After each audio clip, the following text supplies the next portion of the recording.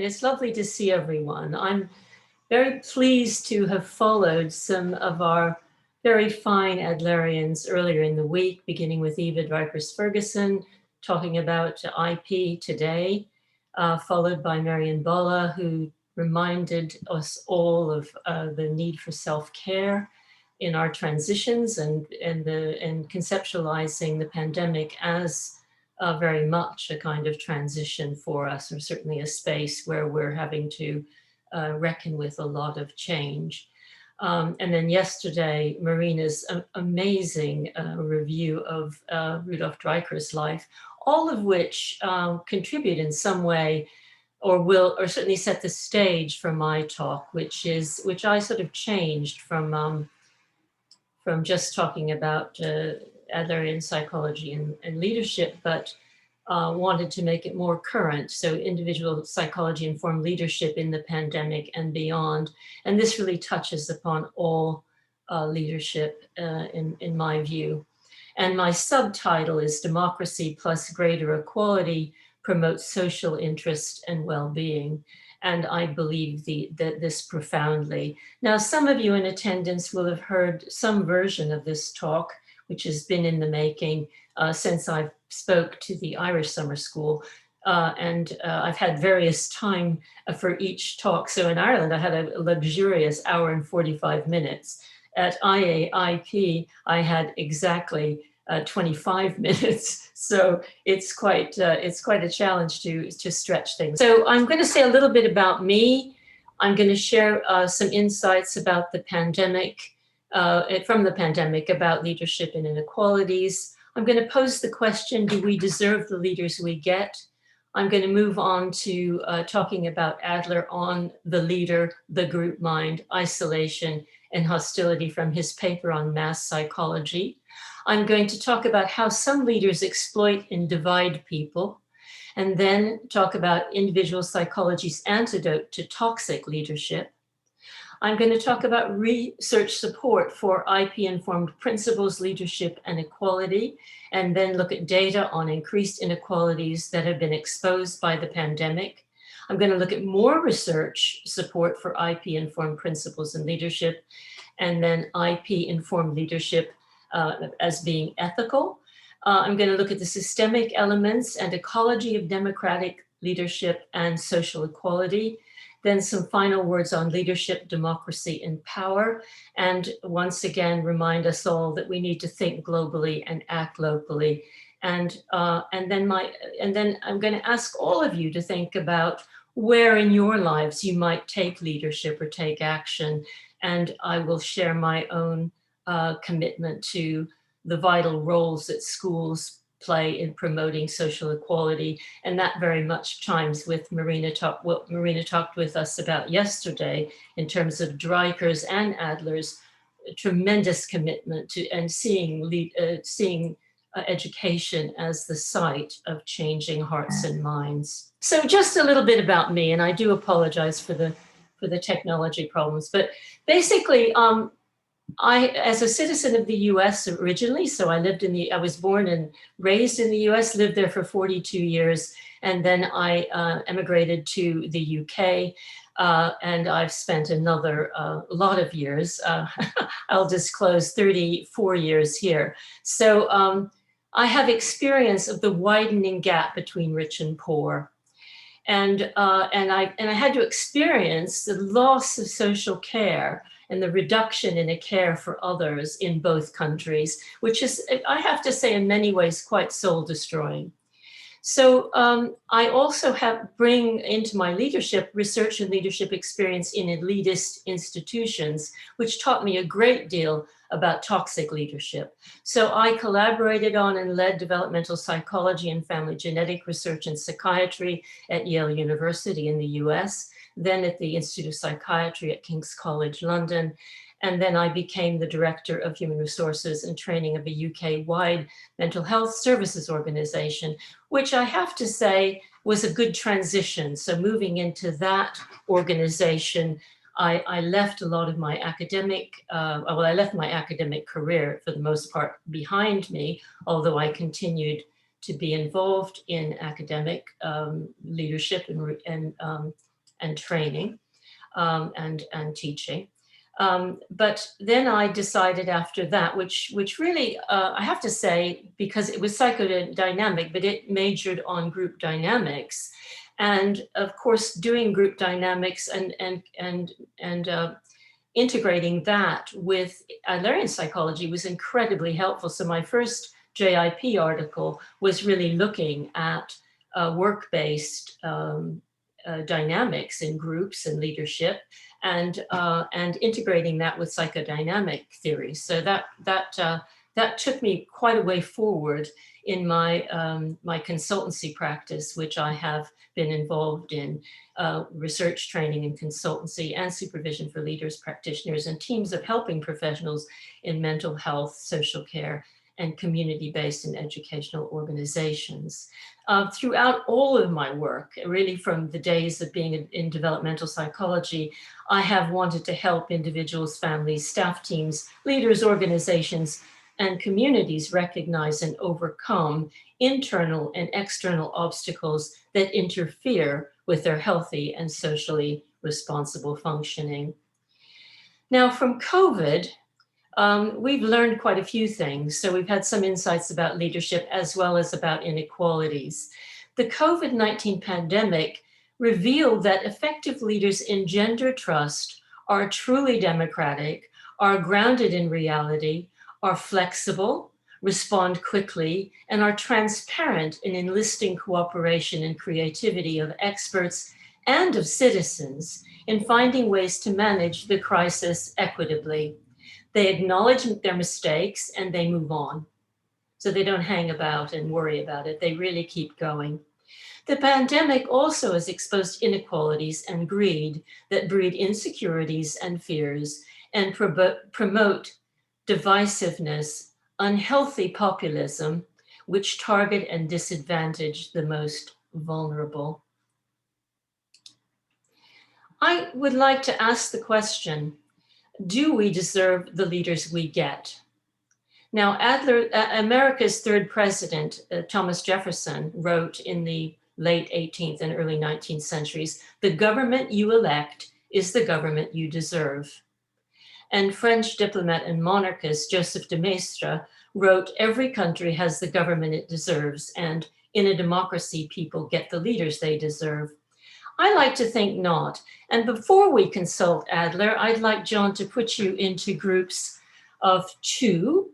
And I'd like you to tell me afterwards what you think. Do you think you deserve the leaders you get?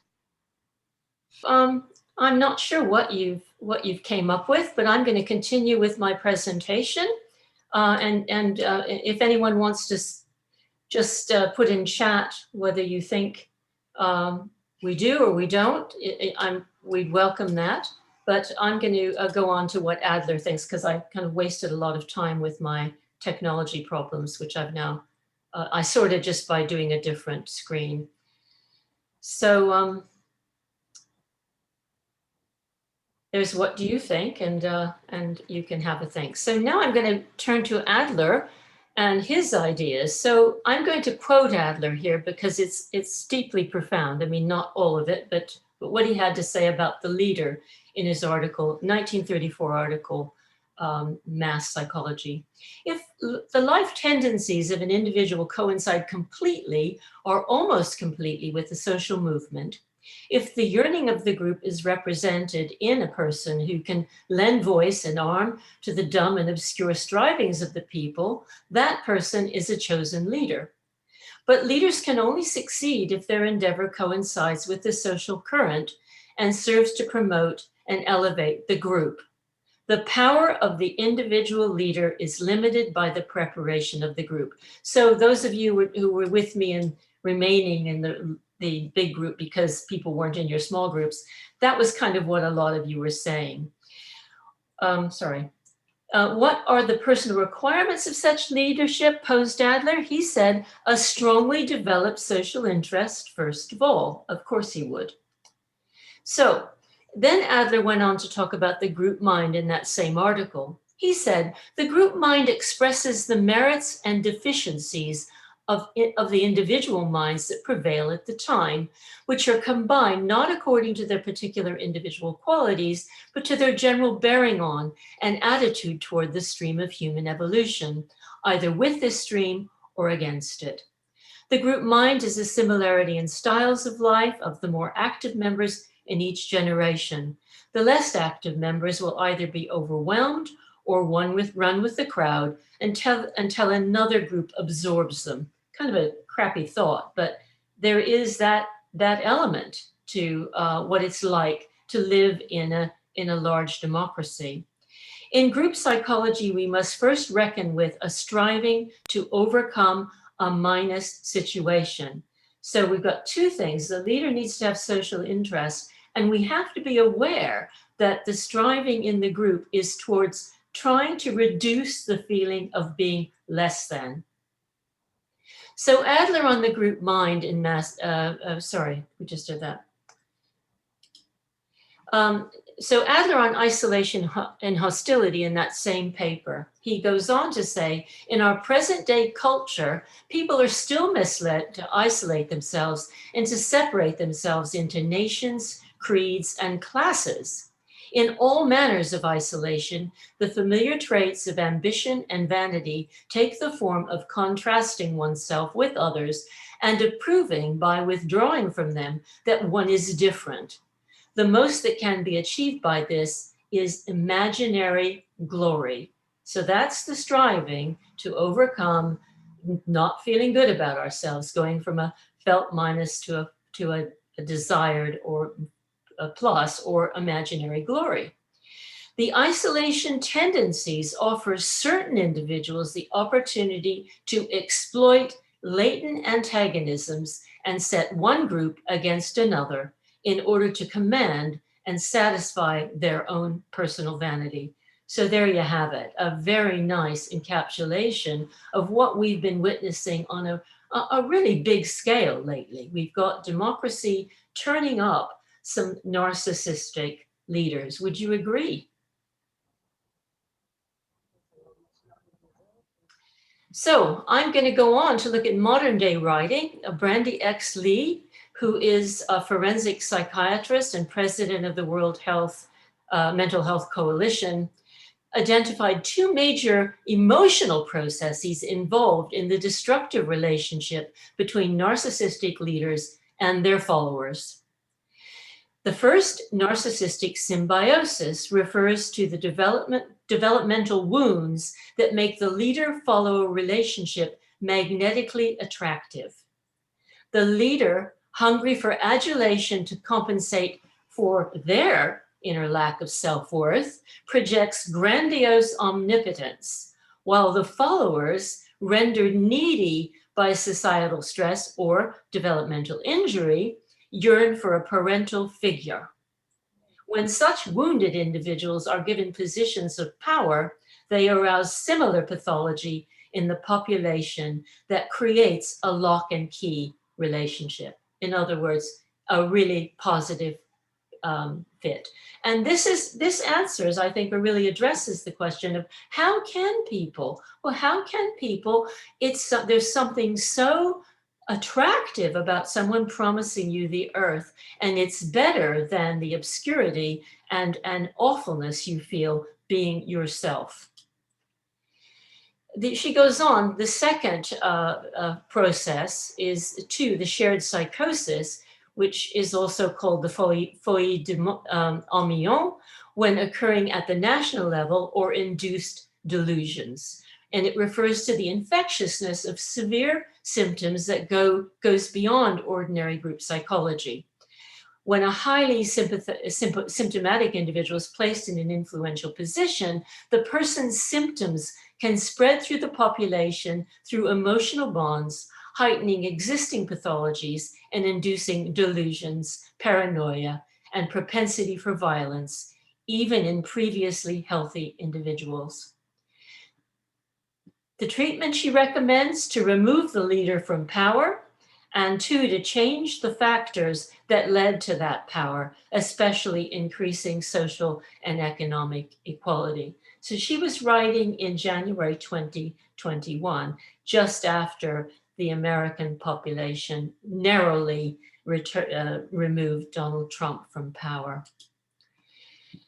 Okay, so let's look at what individual psychology has to say in terms of an antidote to toxic, so autocratic or toxic leadership, and it is to understand ourselves and others.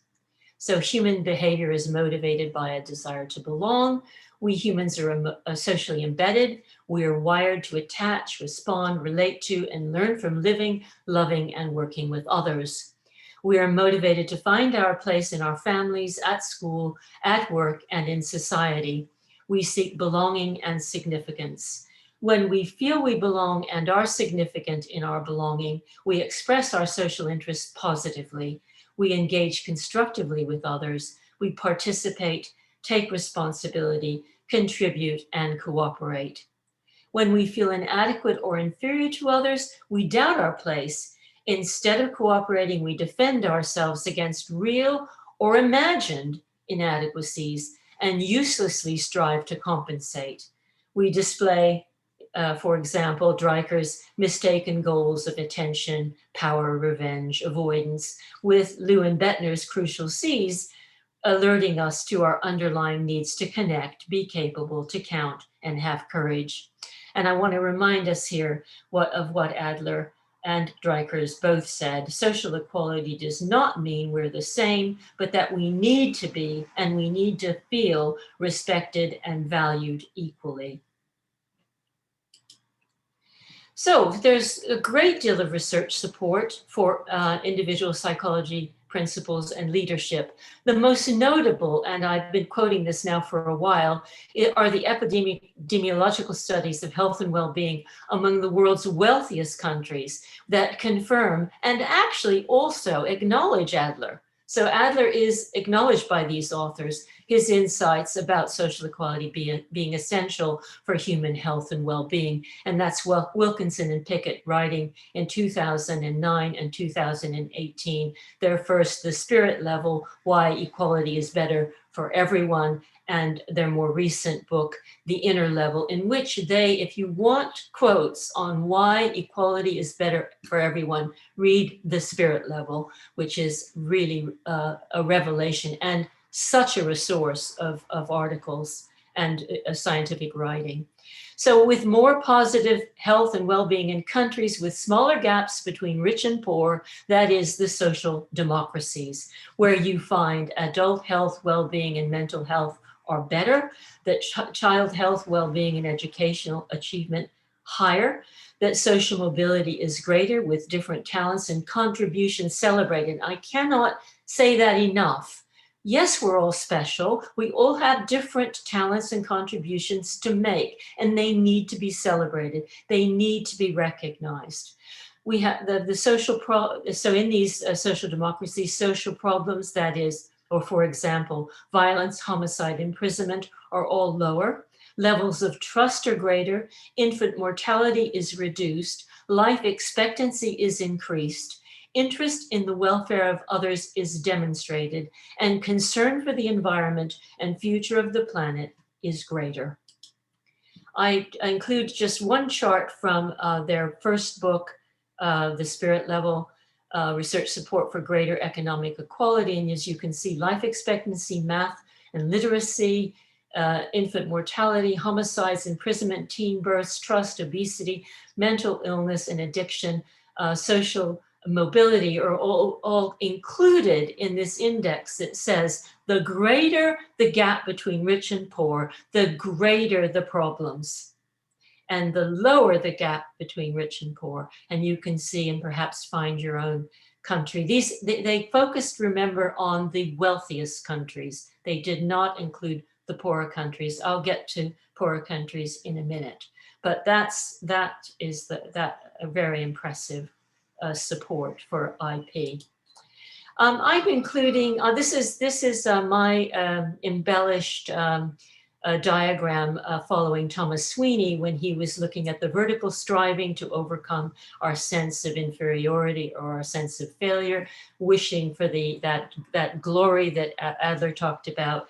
And in his early writings, he was talking about that being our self-preoccupation or self-absorption, which, if extreme, is mental ill health, is exactly what we're talking about in terms of mental ill health. Now, I think from this, you might be able to think about, I put the Superman character as my son, who found salvation in Superman when he was a small 3, 4, 5-year-old a firstborn, and then turning out to be an only child, who really thought he could climb tall buildings in a single bound. Now, when the bigger the gap, you can see that people who have less will feel less adequate, and that need to strive or for pretense and imagined glory. I'm talking about a small child, and children do generally find parents to emulate so that they can feel better about themselves. Parents or some other carer, someone who they admire, hopefully someone in a positive role and someone with social interest.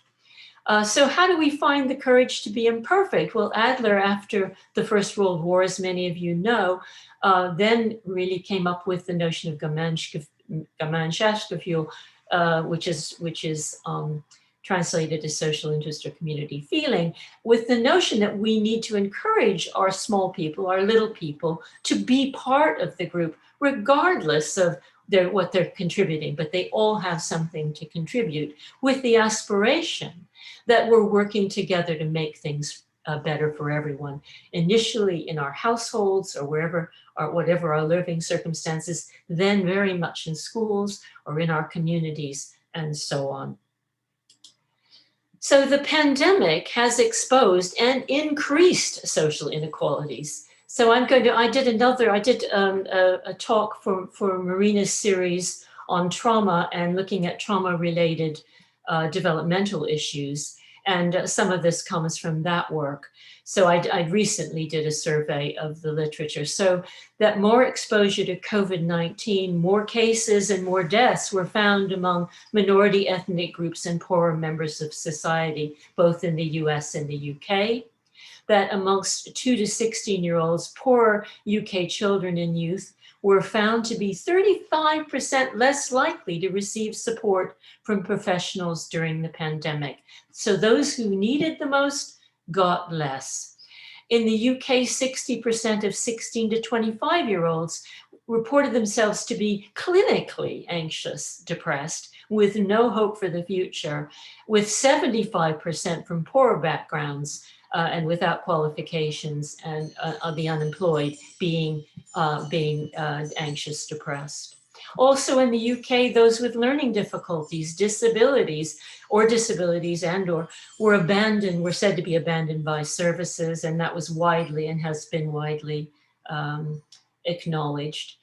And then in April 2021, I didn't update this. The high-income countries, 16%, representing 16% of the world population, got 47% of the vaccine doses, whereas the low-income countries, with 84% of the world population, got just 0.2% of vaccine doses. So we know that internationally the richest are faring better, but I mean, I don't want you to think that that's entirely true. It is true on the world stage, but within those countries, back to that gap between rich and poor. But finally, to remind us that internationally, the richest 1% own 43% of the world's wealth. So Adler's dream of a kind of world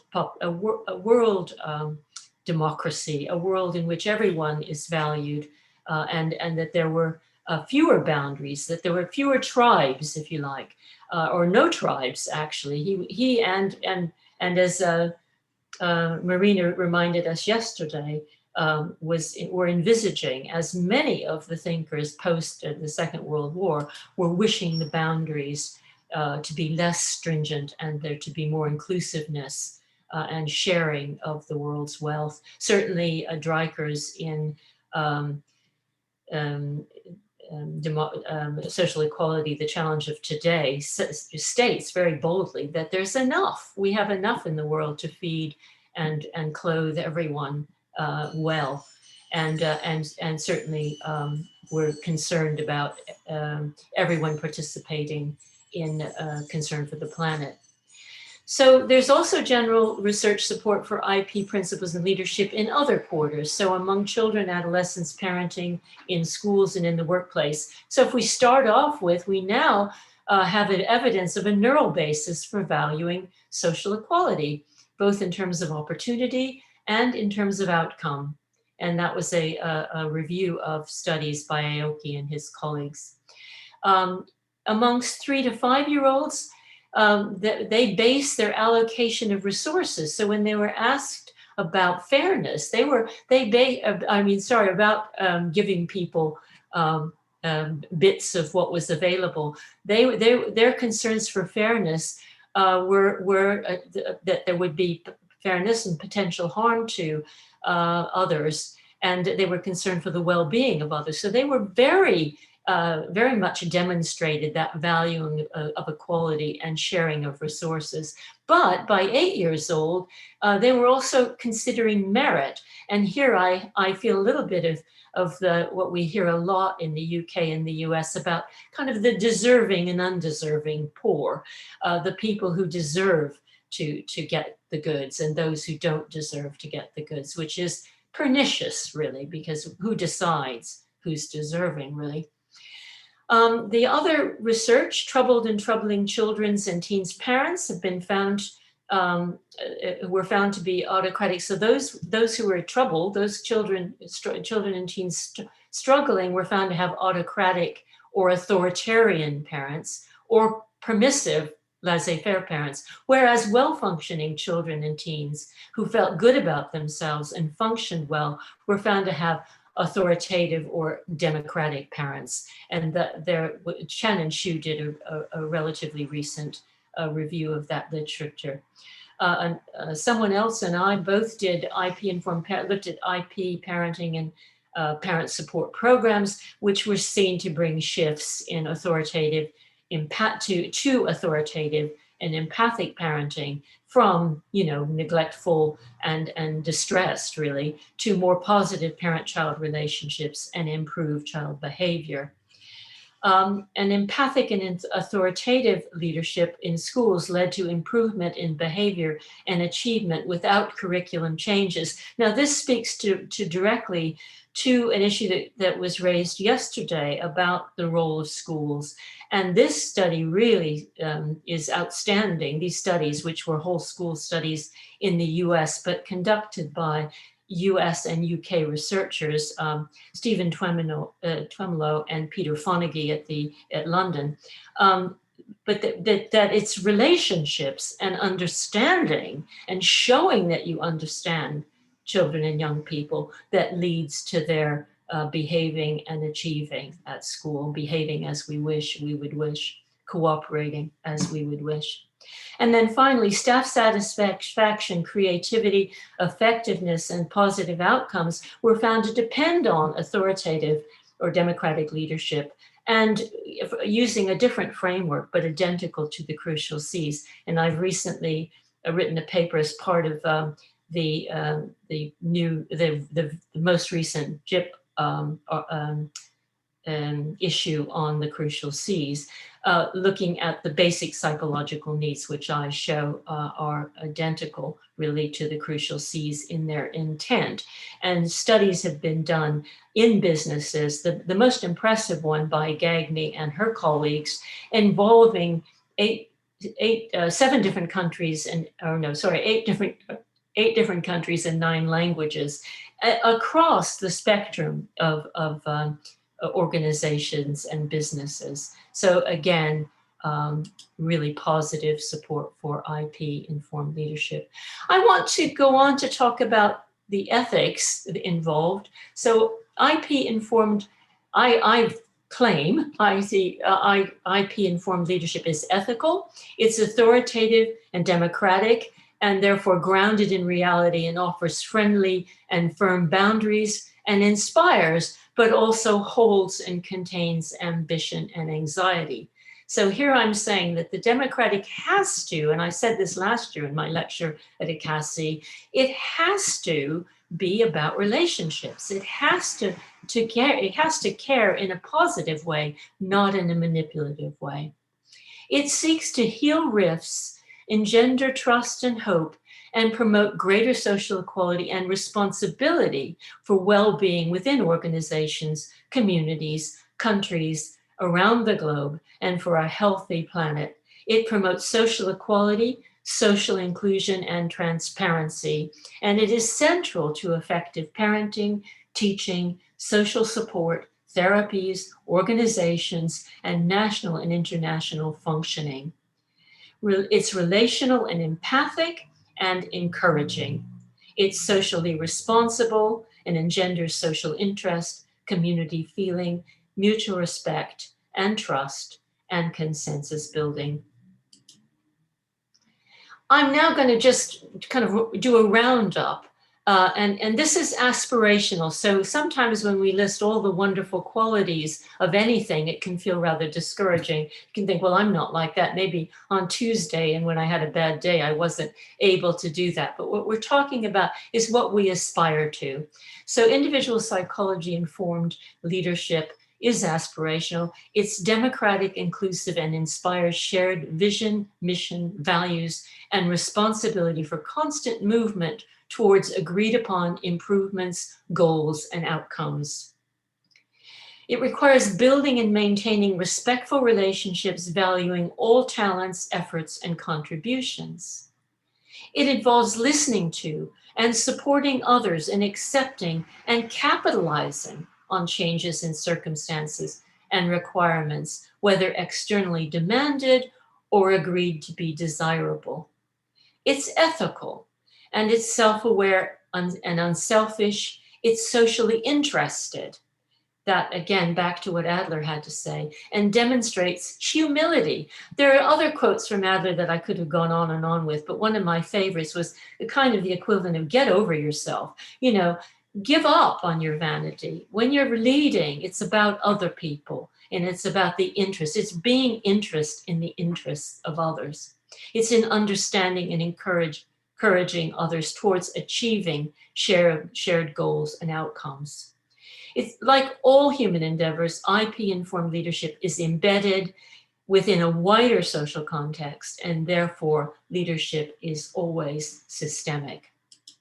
Now, a number of years ago, and this was when we were last in Wageningen, I shared a recent formulation, which is now not so recent, but I continue with it and I keep tweaking it. But it's looking at the systemic elements of democratic leadership and social equality. And the way that this table works is that I'm identifying what government leads on, what society is responsible for, what the community values and promotes, and then what the individuals feel and how the individuals feel belonging. I want to remind those who may not remember or even ever heard of this, that I based this table on my textual analyses of Alexis de Tocqueville's Democracy in America, Bertrand Russell's Authority and the Individual, and Rudolf Dreikurs' Social Equality, the Challenge of Today. I didn't just come up with these ideas out of my head. I rather extracted them from those texts.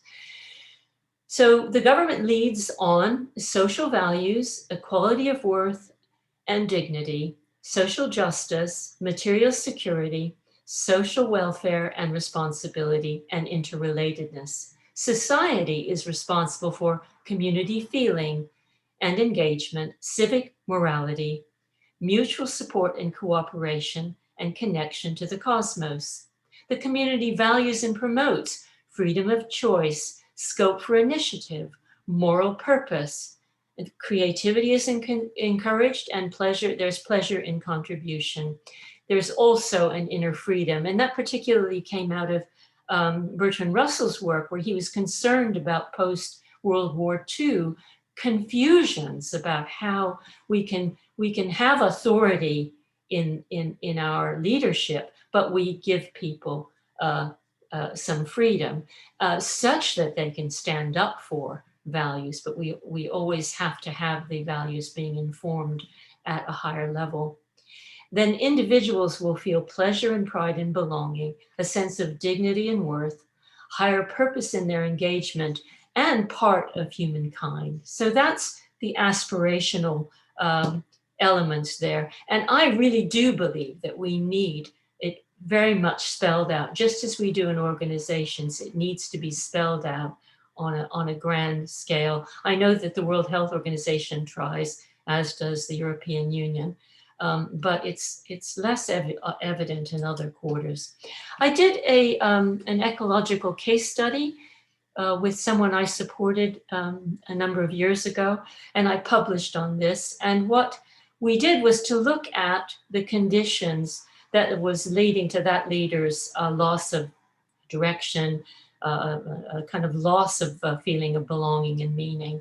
And we noticed what was going on in the wider community structure, that is at local authority level in the UK. And we noticed that there was a lack of vision. There was a lack of leadership. It was target driven, and it was pitting one service against another.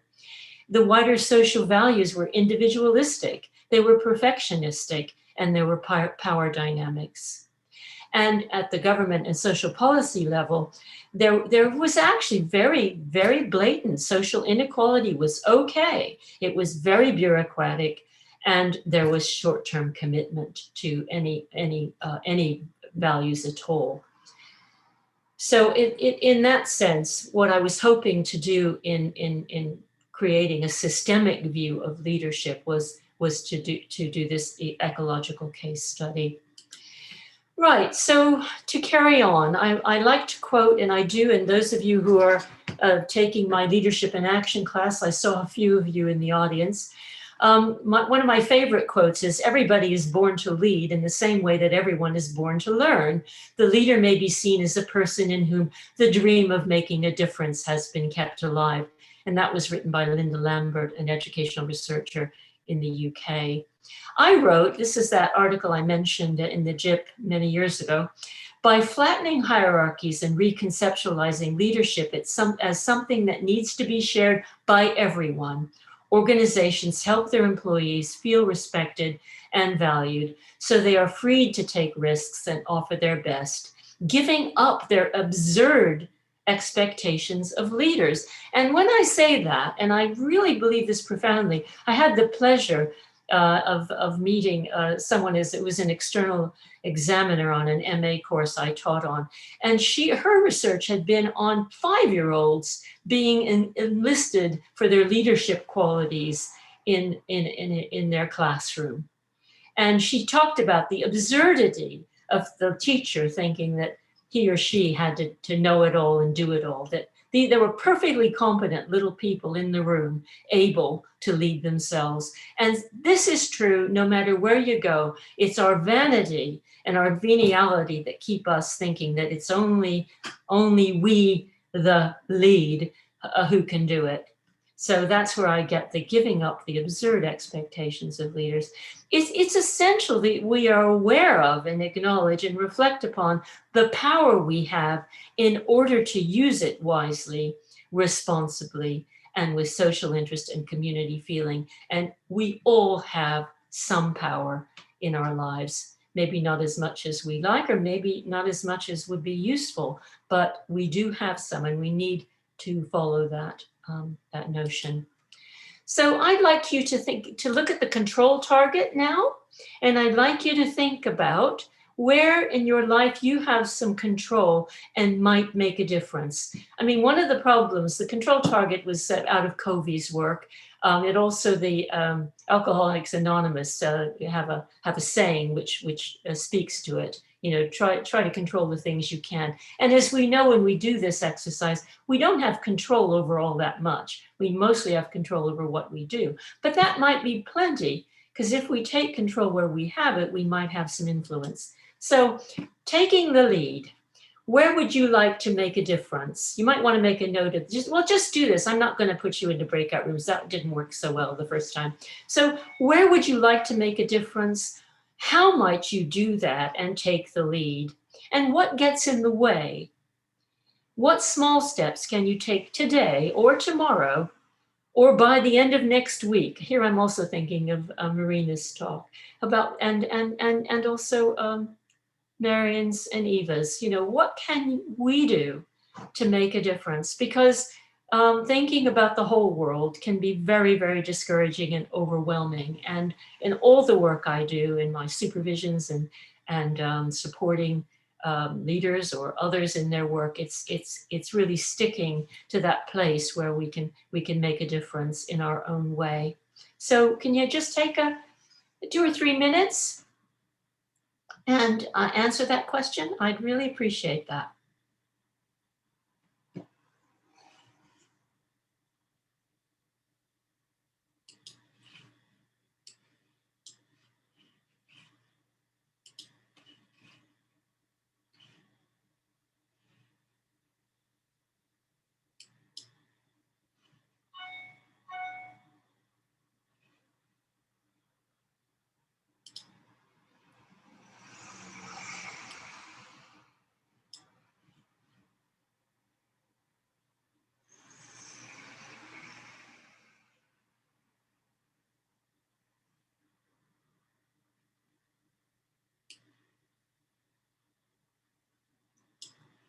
Okay, because of the numbers, you might want to put something in chat, or you might just want to sit on that and think about it and maybe save it for the discussion. But I really think it is important that every day we think of ways that we might make a difference and take that opportunity. It is truly the only way we're ever going to shift some of the dysfunction that's surrounding our world. So as I said, in order to avoid becoming overwhelmed and doing nothing, we need to think globally but act locally. And I want to end on sharing with you that my efforts have been, in my leadership, have predominantly been in training and teaching and supporting others.